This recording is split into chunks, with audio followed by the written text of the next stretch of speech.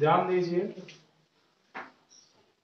हिंदी साहित्य के इतिहास में अब तक बहुत शोधें की जा चुकी है। कई विद्वानों ने अपने अपने मत दिए। काल विभाजन को लेकर हिंदी साहित्य के इतिहास में विद्वानों में मैत्रिकता नहीं। अलग अलग विद्वानों का मत अलग अलग रहा है। पहला मत जो मिलता है वह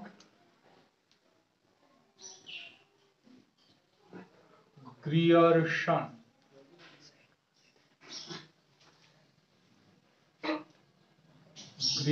का काल विभाजन। वास्तविक स्थिति आपसे कहें तो चूंकि हिंदी साहित्य के इतिहास के बारे में पहला दृष्टिकोण डालने वाले डॉक्टर ग्रियर्सन।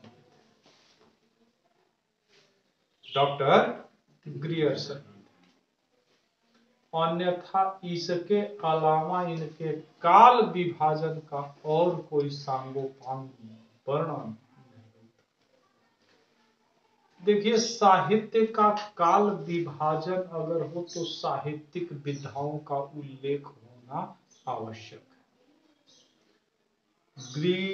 ग्रियर्सन के काल विभाजन साहित्यिकता कम है, साहित्यिकता कम मिलती है, ऐतिहासिक पृष्ठभूमि ज्यादा मिलती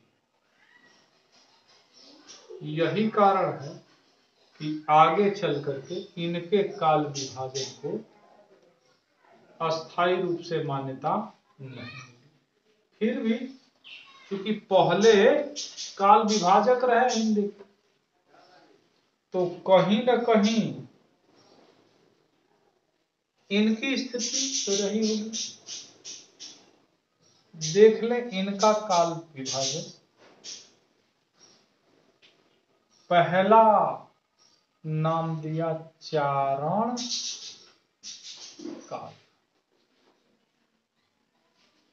ये चारण काल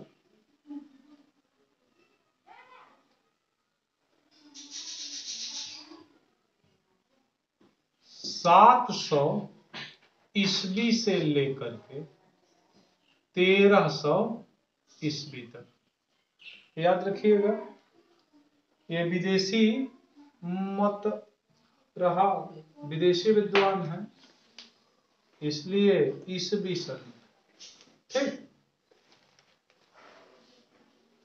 इंडियन जो हिंदुस्तान के विभाजन करने वाले आएंगे, वो चाहे डॉक्टर रामचंद्र शुक्ल हो या डॉक्टर राम कुमार वर्मा, जितने लोग आएंगे विक्रमी संवत में उन्होंने दिया है 700 ईस्वी से 1300 ईस्वी। ठीक, यह वही काल है जिस काल को, यह वही काल है जिस काल को आचार्य रामचंद्र शुक्ल वीरगाथा काल कहते हैं। जिस काल को रामचंद्र शुक्ल क्या वीरगाथा काल कहते हैं। देखिए, कभी कभी पूछ देता, क्वेश्चन दे देता, वीरगाथा काल या आदि काल को चारण काल नाम किसने दिया? Doctor Grierson.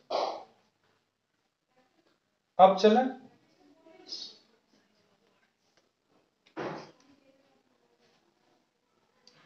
दूसरा 15वीं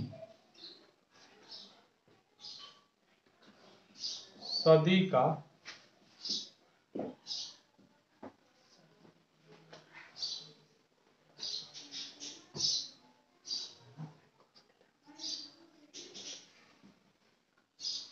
पुनर्जागरण।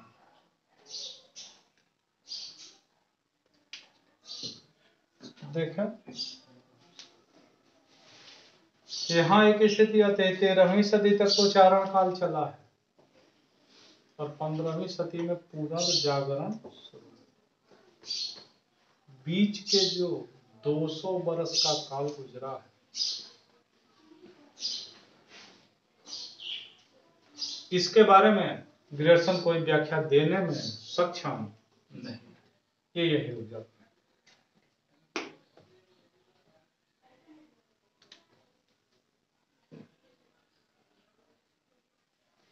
तीसरा, जायसी की प्रेम का गीता।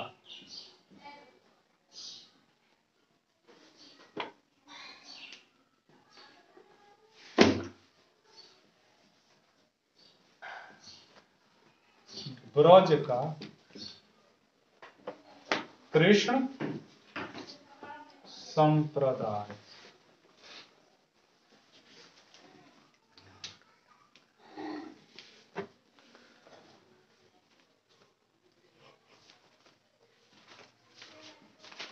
मुगल दरबार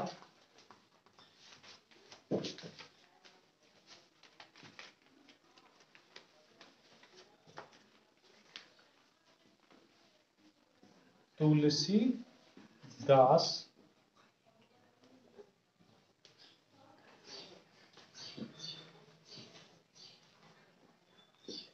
रीति संप्रदाय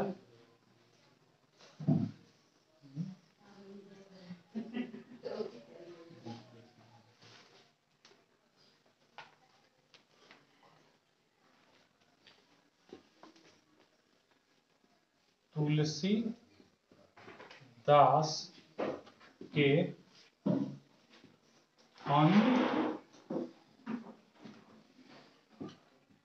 परवर्ती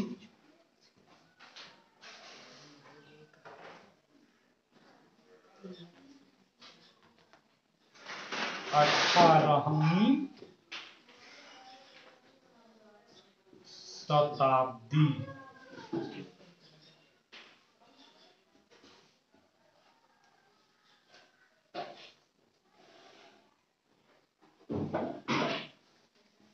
महारानी विक्टोरिया के शासन में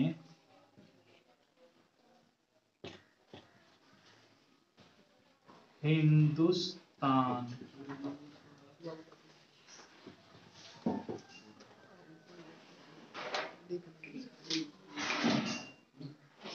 घुमा देंगे।